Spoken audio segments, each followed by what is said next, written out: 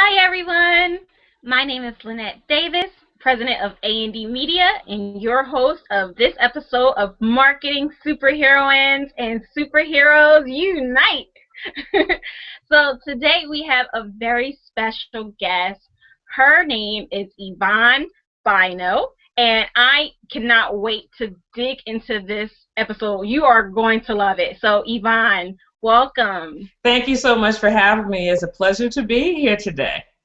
Awesome, awesome. We tried to get the camera working, guys, but the technology gods, sometimes they're on our side, sometimes they're not. So we're going to just roll with it, right, Yvonne? Exactly. You gotta keep it moving. Awesome.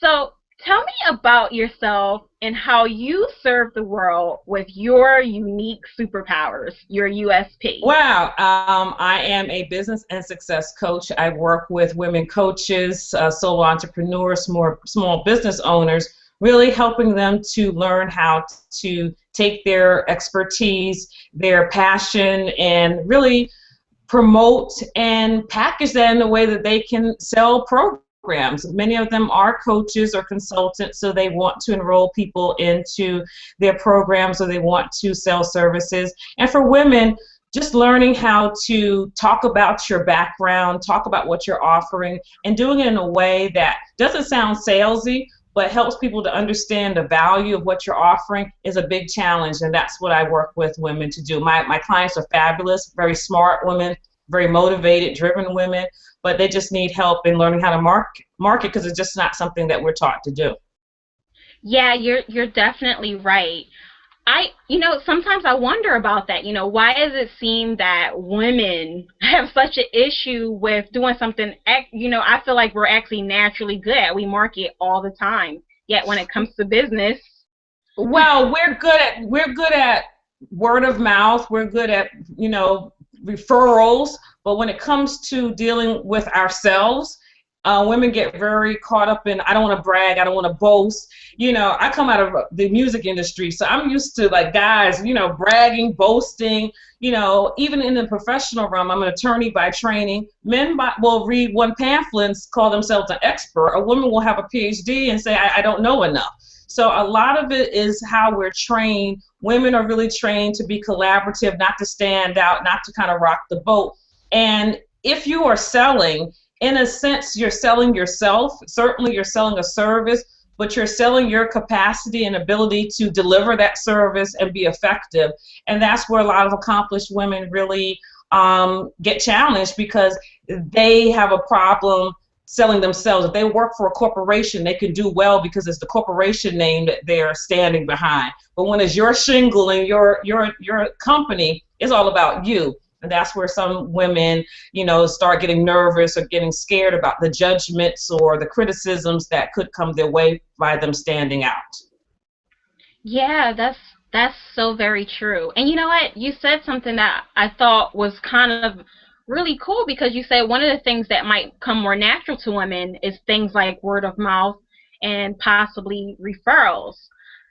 So, while we're over here in this online space, because I definitely saw your website and checked out your content, which is amazing, by the way. Thank you.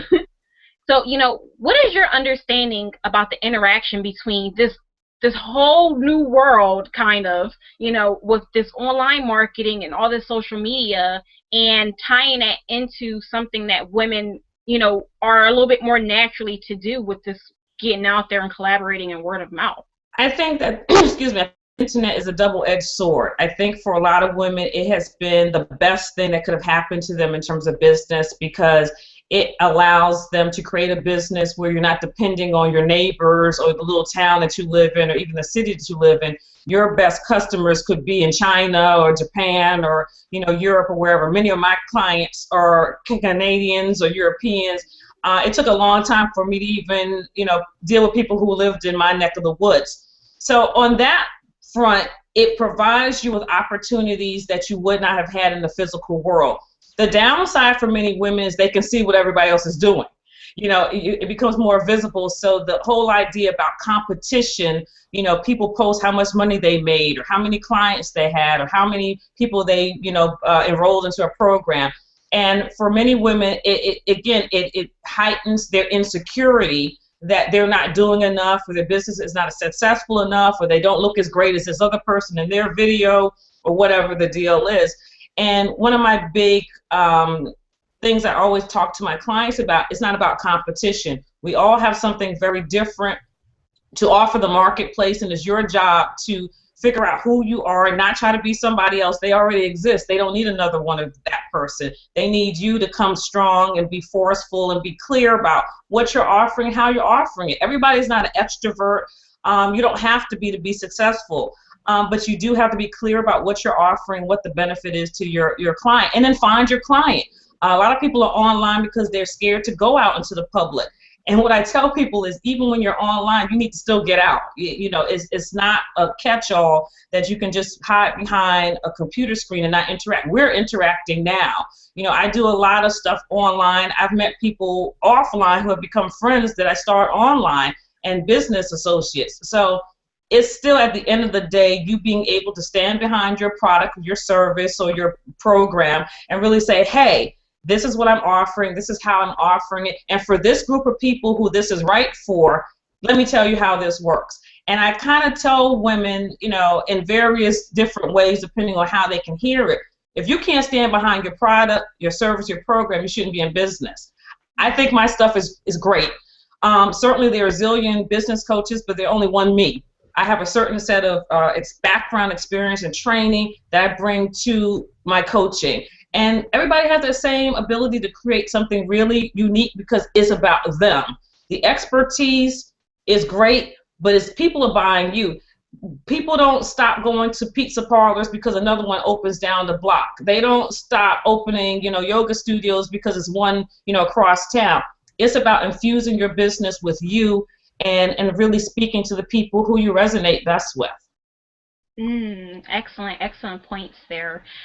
You know, I find it very interesting that you said that, because women can get to the point where we do see a lot of different things going on, and we start having, I call it the comparison monster, you know, and it kind of takes us off, you know, it makes us a little unstable, a little unbalanced, and we're not as confident when it comes to going out there and putting our name out there. And I think sometimes that actually has a little bit more to do with what's going on the inside than necessarily with the marketing. But I feel like all of it actually ties in together. What's going on the inside is also a reflection of what's going on the outside. So I find what you said very, very interesting. Well, it's funny you said that, because the tagline for my business is Soulful Affluence, helping women entrepreneurs create inner and outer wealth, because I don't think you can create the outer wealth until you get your own inner situation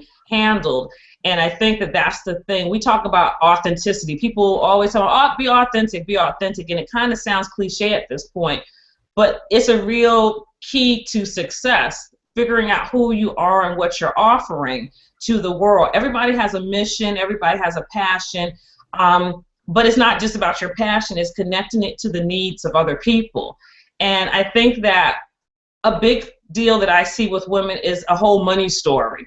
You know, I think we're good at giving away advice, giving away our time, but when you want to have a business, you have to put a value on what you're giving out into the world. And I think that's what throws a lot of women off. So they see one person who's, you know, has a price point of, I don't know, let's say several $1,000s, and they have a lesser price point. Doesn't make the person better necessarily, but it does mean that the person has put a certain value on what they offer based on their background, expertise, or the results that they've gotten for their clients, and you haven't been willing to do that. So people say, well, when can I raise my prices? You can raise them today. But the point is, you know, can you articulate what you're offering in a way that matters to the person who you want to buy? And can you explain to yourself, you know, what these prices are about? So there's no rhyme or reason to pricing, really. It's more of an art than a science. But there are prices all over the board. So if women are staying at low price points or giving away services, that's about the value that they're placing on themselves, as opposed to what the market can actually bear. Very true, very true. And I want to go back to something you said. You were talking about articulating your value to your audience. I find that with social media, for instance, a lot of people, because they don't know how to do it in real life, in what is it, IRL, they struggle with that, with social media, even though they're hiding behind the computer screen and they don't have to put themselves out there. They still have those kind of issues even when they're trying to do that when they're online. So they take to different kind of tools that kind of give you things to say, on social media. Not to knock those. I think it's cool to have some things to kind of help you get started. Tools like Post Planner. But what do you think about that? What do you think about those kind of tools that are, you know, making up content for you on your behalf? Do you think that kind of takes away from people or articulating their value? Yeah, I mean, the successful people I know are tweeting, doing their own tweets. I tweet myself. I love Twitter. I've always been on Facebook, but I was more somebody who liked Twitter better. And I don't know anybody who's paying people to tweet. I'm not saying that doesn't exist, but you know who you're talking to on these individual platforms, and I think it does matter. I've gotten clients. People say, "Well, you can't get clients off of social media," and I beg to differ. I've had people who, I didn't know from Adam, but they were reading whatever I was saying, and for whatever reason, it wasn't even necessarily about business, but something clicked for them. They went to find out more, and they said, "Yeah, you're the person I want to work with." So to me, I think this is the whole issue about putting yourself out there. I think there are certain people, if you're President Obama, perhaps you're not tweeting, you're not tweeting as much.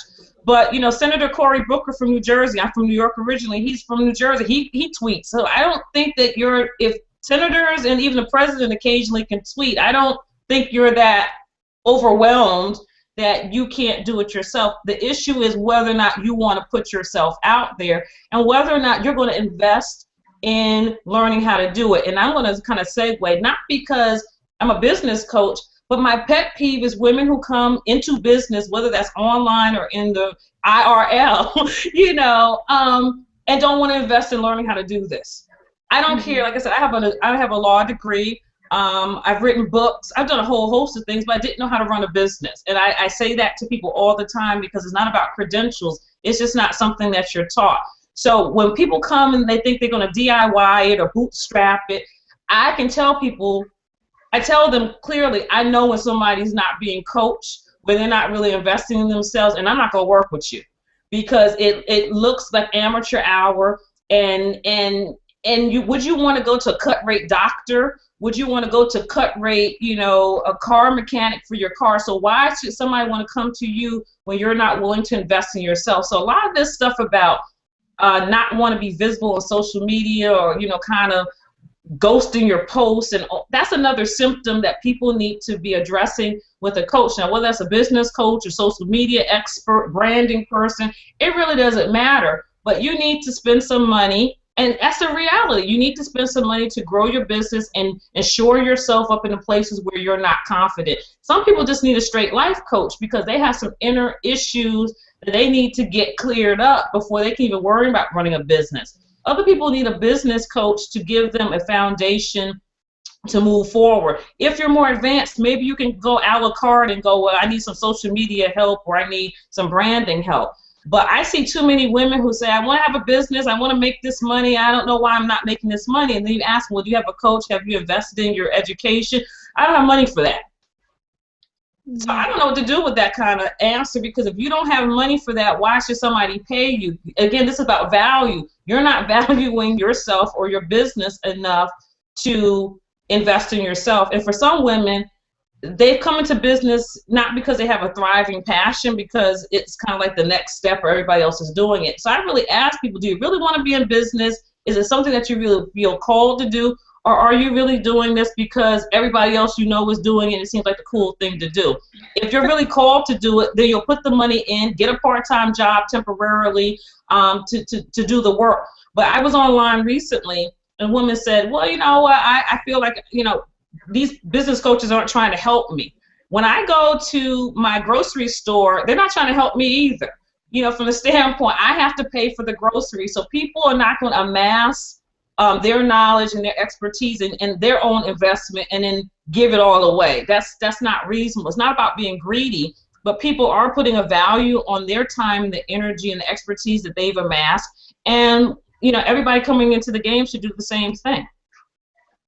Very true, very true. So let me ask you this then. Since you are a firm believer in, you know, at least doing your own Twitter and everything like that, I imagine, it's not even an imagination, I know. I know that you're a busy woman. Or I should say, at least I know you're a productive woman. It's not always good. Yeah. You know, and because of that, you know, a lot of people, there are so many sites about productivity and all the different tools that they use to do so. So I imagine that maybe you use certain tools so that you can keep up, because while you're saying that you can, in fact, have time to do your Twitter, you know, other people are going, I really don't have time to do that, and, you know, be a life coach or, you know, be a business coach. So do you have any particular tools that you use to keep up with everything? It's funny you said that. I did a video yesterday about people saying they don't have enough time. And, you know, the short take on the video, that is really a bunch of BS. We have, you know, you and I have the same amount of time President Obama has, Lady Gaga has, Beyonce, you know, Warren Buffett, whomever. It's the same 24 hours. The real issue is, what are you doing with that 24 hours? I actually enjoy Twitter. I don't believe you should be doing stuff in your business you don't even like. You know, so if I get on Twitter, like I said, that's my preferred social media platform. I could spend time on it because I'm talking to people who I like, or I'm putting up material that I think is necessary. You can sit down in 15 minutes, and if you have material laid out and just pre-plan it, it's still your material, but you're pre-planning it for, you know, the day or whatever. In terms of Facebook, it's the same thing. You can post stuff and schedule your posts. So if you decided, well, you know what, I'm going to post to Twitter, you know, how many times a day, and I'm going to post to Facebook how many times a day, you can schedule that in the morning. But you would have to know what you're doing. You can't just get up and like harem scarum and decide, oh, well, what am I going to do today? So it's about planning. So people will say, well, I don't know what to do and I'm overwhelmed. That's about really deciding what is my business about. Like, I tweet stuff that matters to me. So I'm promoting myself, of course, or my content, but I'm also promoting other people, either people who I know or people whose the content I think my followers would like. I do pretty much the same thing on my Facebook page. So part of being in business, people have to know you exist. And there's a quote that the biggest obstacle to success for entrepreneurs is obscurity. So if you don't want to be seen, if you can't find the time to be on Twitter, because there's a zillion of them, LinkedIn, for some audiences better, Twitter, Facebook, Instagram, Pinterest, if you can't find time to get with at least one of those and be consistent, you have to question whether or not you have a commitment to the business. Because you don't have to do all of them. I don't do all of them. But pick the things that really matter to you, that you kind of enjoy, and that where your audience is, and you have to commit that time to it. And it's the same thing with anything. I see a lot of people, they're doing 10 things and they're getting no results because they're not really jazzed about any of them. They feel like, well, I need to be here, I need to be there, and they're overwhelmed, as opposed to kind of streamlining and figuring out, here's the things. If you're a writer, then blog. If you like video, then do video. If you like Twitter versus Facebook, then tweet. But figure out what you're going to be consistent, because consistency is what draws people in. If I see you today and I don't see you for 3 weeks, I forgot about who you are. So people feel like, oh, I'm bothering people. That's all about ego. People are not even thinking about you. That's part of the problem. People are not even thinking about you. So if you're not a consistent presence in people's minds, when they're ready to hire that health coach, or they're ready to buy that new house if you're a real estate agent, or they're ready to, you know, get their taxes done, they're going to go with the person who has been consistent, and they're going to forget that you even existed. So it's really about being intentional rather than a bunch of busy work. I like how you said productive rather than busy. Instead of a bunch of busy work, get clear on what are my objectives and then figure out the tools that you should be using to meet those objectives. I'm a big fan still on email. Most people still, you need to communicate, even if you're doing video or some other communication mode. They need to see they need to see an email to know that you got a new video up or something else. So, I'm not a big fan of the word overwhelm and a bunch of that. This is about priorities. And I think that if you're in business, this is about you have to set your priorities each day, each week, each month, and each quarter. Be flexible. Certainly, we have lives. But you can't just get up and decide, what am I going to do today? And I say that as somebody who did that. I started out, what am I going to do today? What am I going to do today? And, it doesn't work. You don't have clients, and it's just, it puts you in a bad space that you're just frustrated because you're doing a lot of different stuff, but nothing is really clicking. You need strategy. I totally agree with that. I definitely agree. You definitely need strategy to get started with consistency, because that's a habit that you can nurture and mature. For people who are like, I just can't do it. I kind of like you. I'm a firm believer in a lot of things you might not have the skill for. You can definitely grow in that as you go, and then being intentional about what you want in your business, your objectives, and not getting up and going, okay, today I'm going to make a phone call and try to get a client, and then I'm going to leave, hopefully not disappointed that nobody answered my call and I don't really have a strategy for sales or a follow-up system. Exactly. Awesome. So, here's the thing, because when I think about strategy, me as an implementer, my theory is always strategy without implementation is an expensive hobby.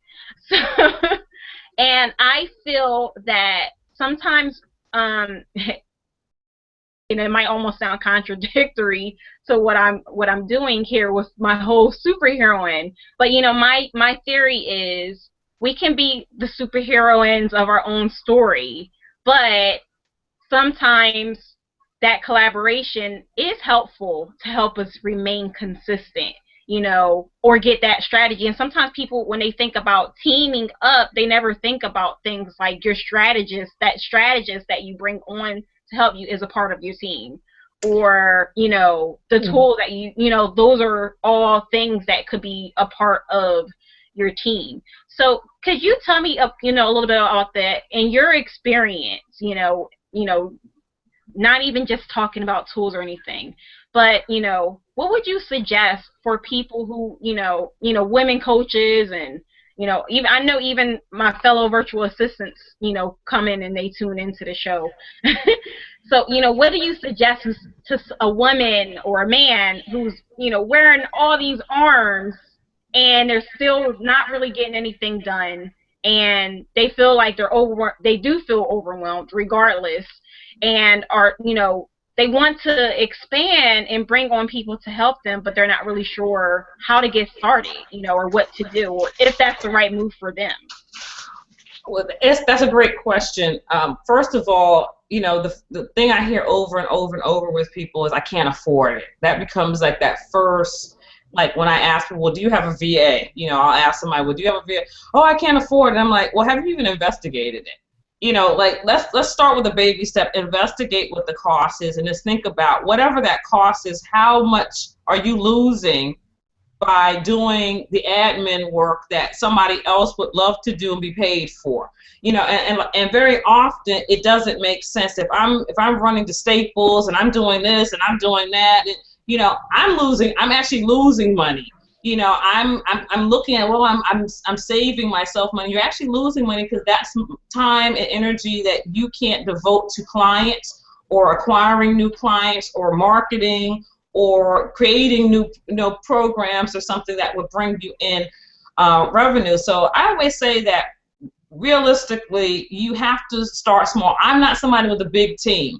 I felt like Murphy Brown at one point. I kind of like, I had all these people, and I finally, found a wonderful VA, and I worked with her for several years, and it was a great experience, and now I have somebody else.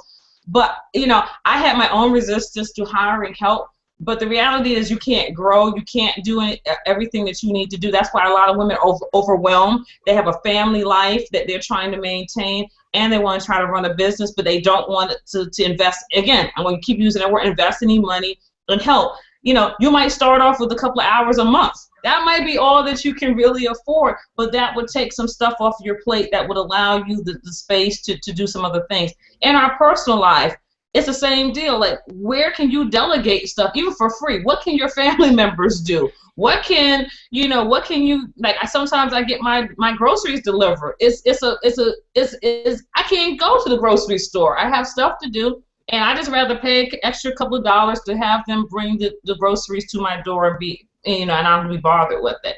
So a lot of this really comes down to vision.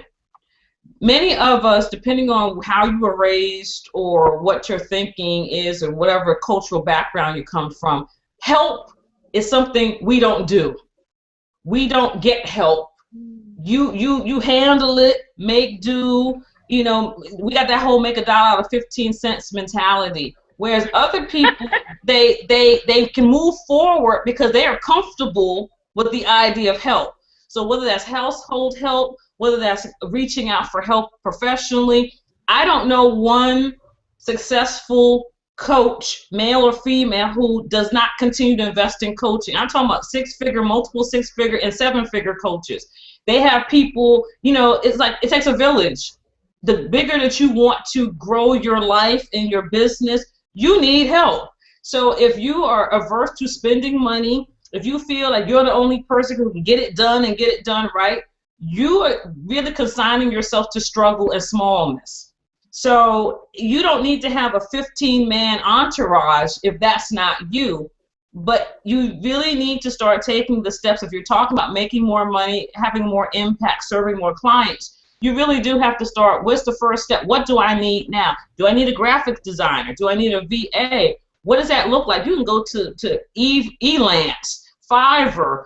Start very small and then build up to where you're hiring somebody on a consistent basis. But it's about mindset, and that's why I do a lot of stuff regarding mindset, because for women especially, it's not just the expertise or learning how to market or learning the systems. It's the money drama. It's the whole who am I kind of stuff going on. People like us don't do that. What would people say? And my thing is, they don't live in my house. I don't care what they say.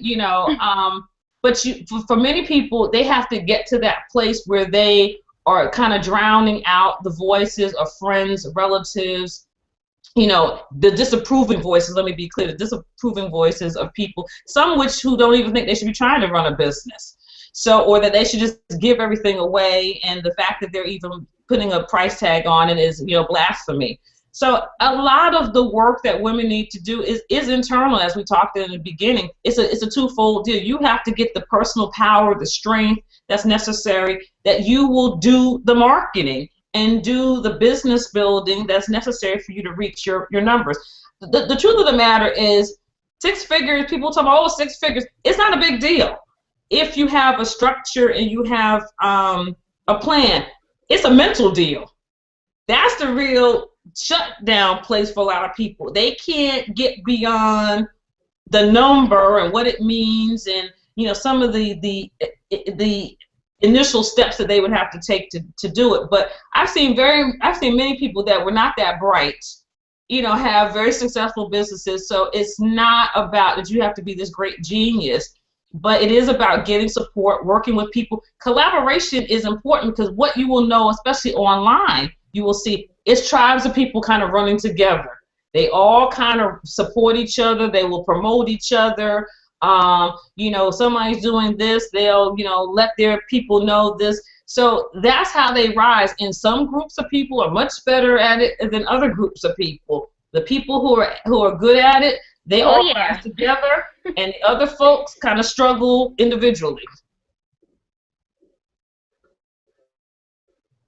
Definitely. Awesome. I'm like scribbling over my notes here. And in my head, I'm like, and I just want to say, because we got that crab in the barrel, a lot of people, and it's different communities, not just, Black Americans or, whatever.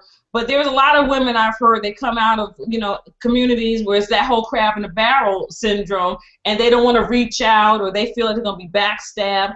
And not to say that that doesn't happen, but that's life. That doesn't mean you just stop collaborating and reaching out for partnerships and people to help you to get where you want to go. And it's reciprocity. You can't just have your hand out and then don't want to reciprocate when the time comes. So it's about finding people that you actually like, respect, and can stand behind, whatever they're doing.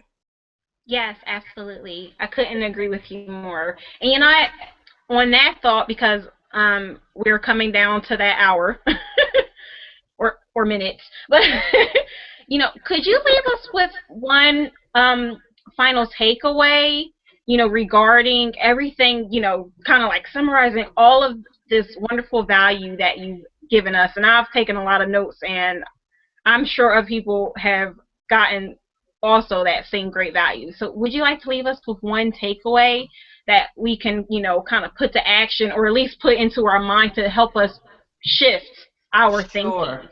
One of the things that one of the major ideas I've been thinking about a lot lately is the thing that if you want to increase your income, you have to evolve as a person. You have to grow.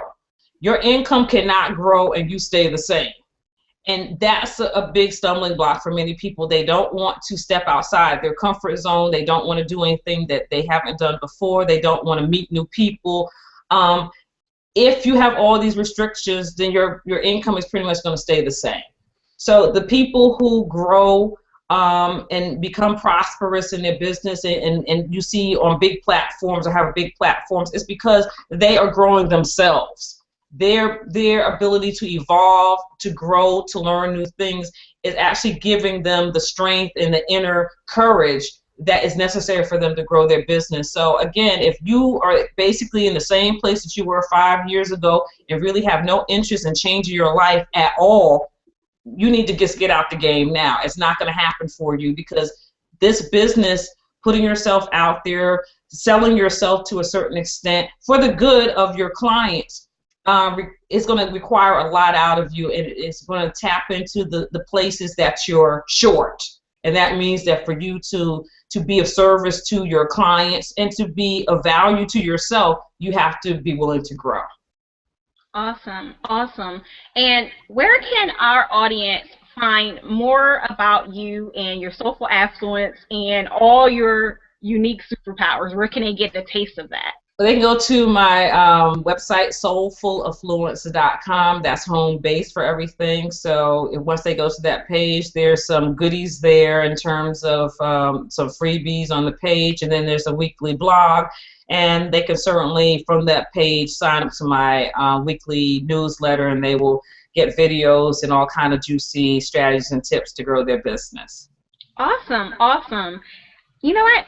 And I'm going back to something unusual for me. I'm backing up because you say you do your weekly newsletter.